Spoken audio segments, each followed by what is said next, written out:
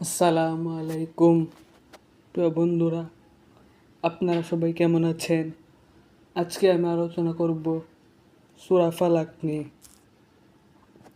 সূরা ফালাক কোরআনের একটি ছোট সূরা, কিন্তু এর ফজিলত বিশাল। রাসূলুল্লাহ সাল্লাল্লাহু আলাইহি সাল্লাম বলেন, তোমরা কখনো এমন কিছু সূরা পড়ো নাই যেগুলো আল্লাহর কাছে আশ্রয় প্রার্থনার জন্য এ সূরাদ্বয়ের চেয়ে উত্তম। সূরা ফালাক ও সূরা নাস।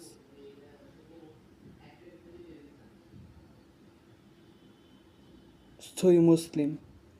এই সূরা শয়তান, হিংসা, জাদু এবং অন্ধকারের ভয় থেকে রক্ষার জন্য এক অসাধারণ দোয়া।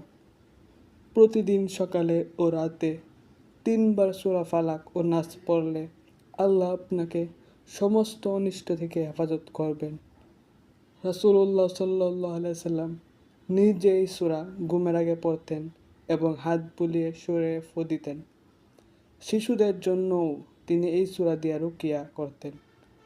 তাই প্রতিদিন এই সূরা পড়ুন, নিজেকে এবং প্রিয়জনদের শয়তানের অনিষ্ট থেকে রক্ষা করুন।